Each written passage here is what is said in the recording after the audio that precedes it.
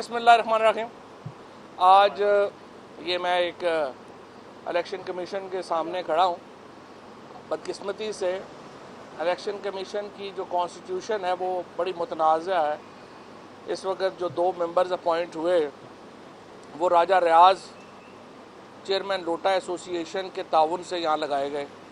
तो बड़ा मुश्किल है कि इस इलेक्शन कमीशन को आप बड़े भारी दिल के साथ आप यहाँ पे खड़े होते हैं, क्योंकि बदकिस्मती से जब तक आप एक फंक्शनल रियासत हो वहाँ पे आप इदारों को उनका कॉन्स्टिट्यूशन ऐसा ना हो जिस पे अवाम का एतमाद हो, तो जाहिर है कि एक अवामी एतमाद उसके ऊपर नहीं होगा। अब आप मुझे बताइए कि एक ऐसा इलेक्शन कमीशन जो बनाया गया हो एक लोटा एसोसिएशन के ताउन से, उस इलेक्शन कमीशन के ऊपर आप कितना का एतबार करेंगे और कितना का आप उनका एहतराम करेंगे। लेकिन बहरहाल फ़िलहाल जो अवेलेबल है वो तो यही है, जो है वो तो यही है।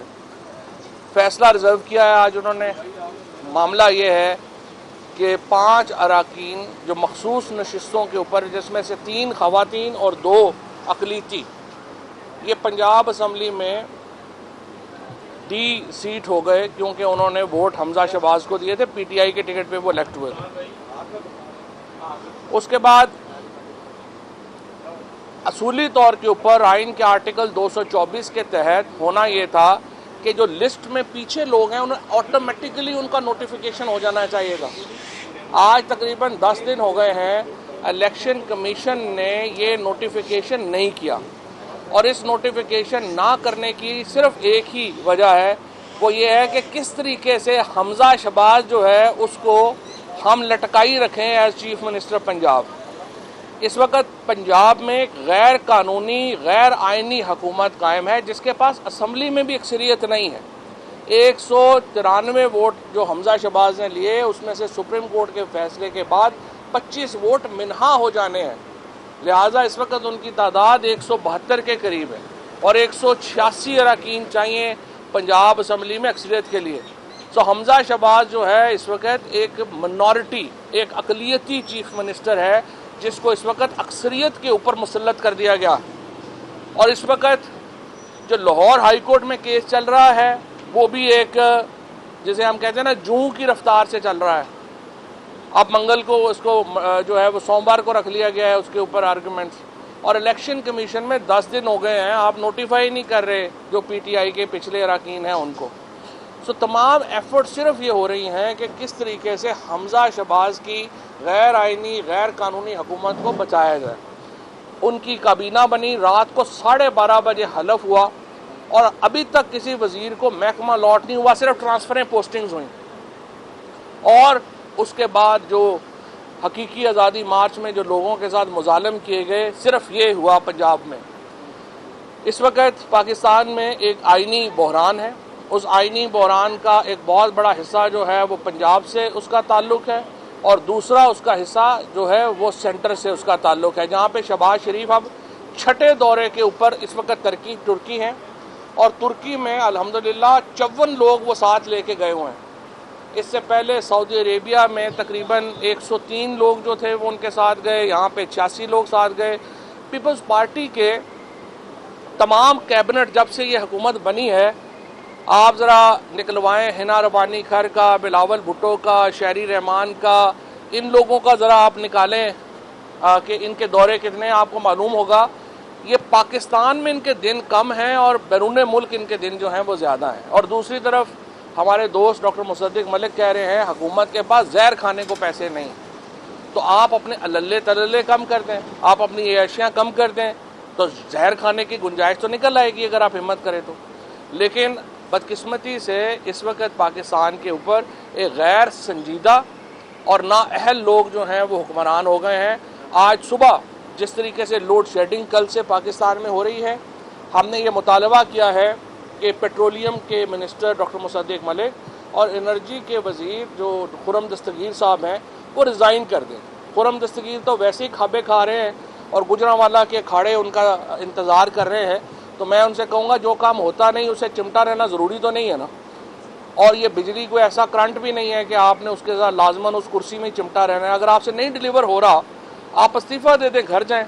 और मेरे ख्याल में इस वक्त जो पाकिस्तान में इस वक्त जो लोड शेडिंग का हाल है उसमें बदतरीन कारकर्दगी है इस वक्त इन दोनों वज़रा की, और इन दोनों को फौरी तौर के ऊपर रिज़ाइन करके अपने ओहदों से अलहदा हो जाना चाहिए। और वैसे तो ज़ाहिर है कि जो हुकूमत की पूरी कारकर्दगी ऐसी है, लेकिन फौरी तौर के ऊपर जो इस वक्त बहरान चल रहा है उसमें हम फंसे हुए हैं।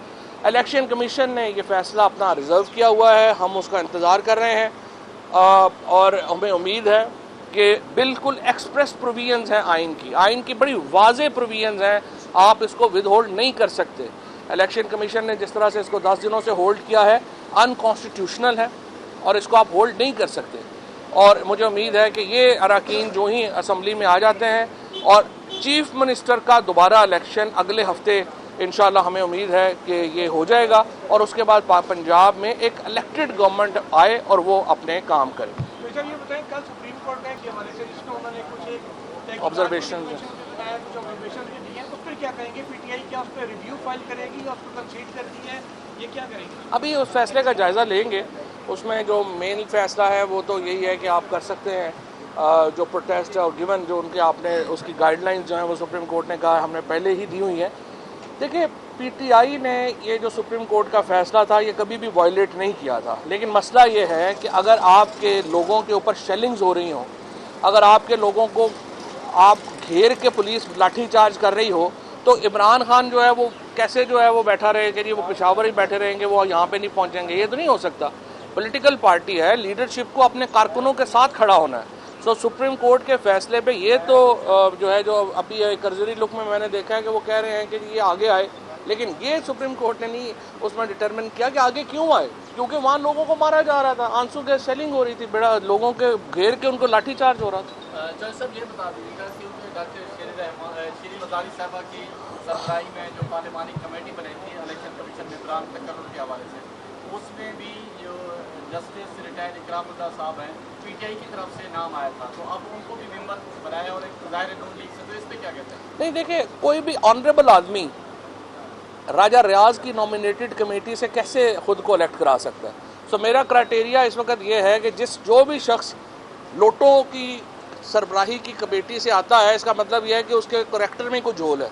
तो इसलिए इनका जो अभी तक जो मामला है, जो इस कमेटी से लोग जो भी इलेक्ट होंगे उनको ऑनरेबल तो नहीं कहा जा सकता। अच्छा फवाद चौधरी साहब, आप तनकीद करते रहे, क्या ये आपका सियासी नाबालिग सवाल नहीं है कि आपने कौमी असम्बली की वो जगह छोड़ दी जहाँ पे अवाम ने आपको मैंडेट के जरिए भेजा था, और अब इस तरह के फैसले हो रहे हैं, उन पर तनकीद करने का क्या आपको आर्गुमेंट है? ऐसी बात यह है कि कौमी असम्बली एक मकबूजा असम्बली है इस वक्त, और आप कभी भी एक मकबूजा असम्बली का हिस्सा नहीं रहते।